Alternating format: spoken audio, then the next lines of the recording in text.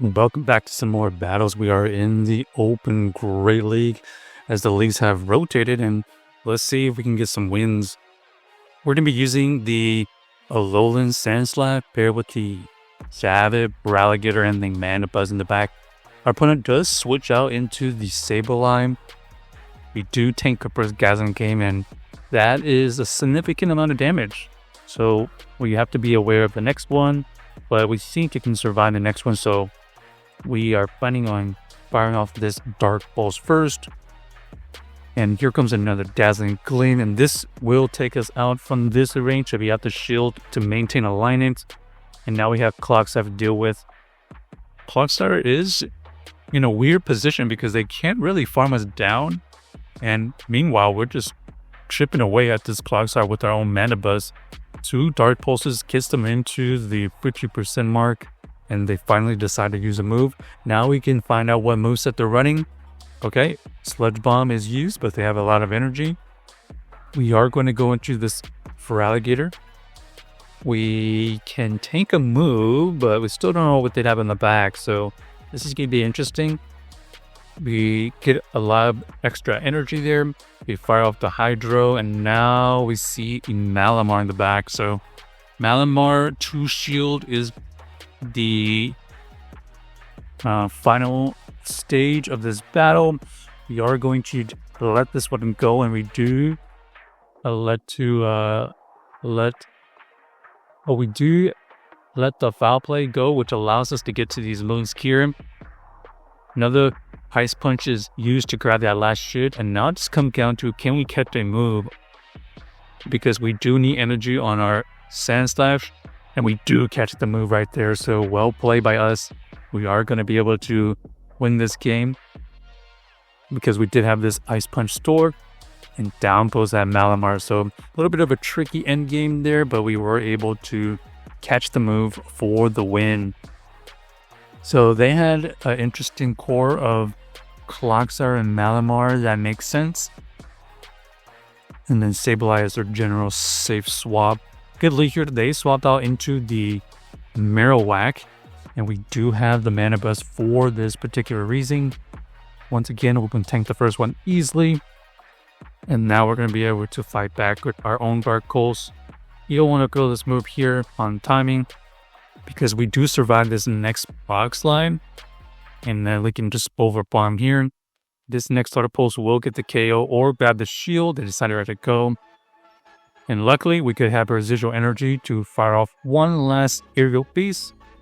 So chipping away, they go into the Sandslash. They immediately go into the Typhlosion. And this comes down to throwing in good timing. They decide to throw the move first. You're going to shield. We're going to over farm. Get to this Hydro Cannon on really good timing. We're going to get that shield no matter what. And now we're going to be able to get to another Hydro to take out their second shield. And will they elect to switch out immediately after the shield? Yes, they do. And now we have the match opening meet, and we still have Feraligatr with a banked move. Swift is used, which is resisted, and we just basically have to farm it down with some energy. And opponent does have a move on their Typhlosion, but they know we have a move on our Sandslash, and we have a move on our Feraligatr. So GG's to our opponent. They were running a lot of fast move pressure. That last team is just a bunch of fast move pressure. Terrible leap here. What can did out into our Feraligatr. And we get met with a Ferrothorn. Interesting. Here we're going to just fire off the Ice Beam, and they just had an early shield.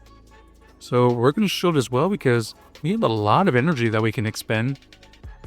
There comes another Ice Beam. They decide to let it go. And now we have an opportunity to shield and farm down. Unless they try to switch out of here. But now we do have energy on our Feraligatr. We fire off this Hydro immediately. And I think here is going to have to throw a move. This is going to give the torch sound. Ben. We're going to go into this in Mandibuzz, and they try to catch the move, but Rapid is going to go into the Sandslash because it looks like the Sandslash is basically a sack right here, but we did get them low enough that we can farm down. We do survive one Incinerate, which allows us to get to this drill run right here, and this is going to be KO. So GG's to our opponents, able to win that game off of a terrible lead. Skeledirge almost able to just incinerate our entire team. All right, next we got the Sandslash versus the Talonflame. Another horrible lead here. What about these Feraligatr immediately? Luckily, we are able to get to this Hydro first, so this is going to grab the shield. Our opponent does elect to do their move as well. With them shield and play at least the one shield scenario.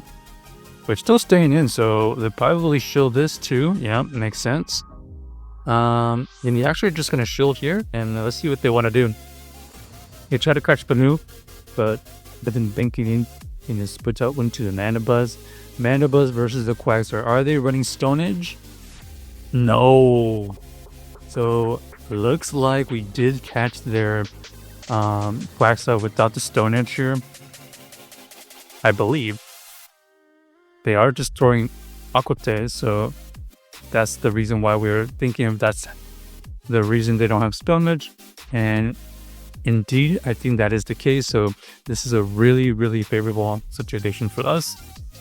Even though they get to another Aquatail here, we're looking for the farm down and a huge energy advantage. We know they still have that Talonflame. We're going to combo switching to Feraligatr immediately, wiped out the Talonflame, and then use this Feraligatr's casing to get to two Hydro Cannons. Huge Hydro Cannon goes through, and now we're just going to be able to win that game. So GG's to our opponent, able to win that game, mainly because of the Feraligatr. Feraligatr, the pacing of it was just beautiful for that particular team. Another terrible lead here. Then you go to the Feraligatr. Looks like we're staying in again. We're going to fire out this Hydro, and this Hydro will get shielded.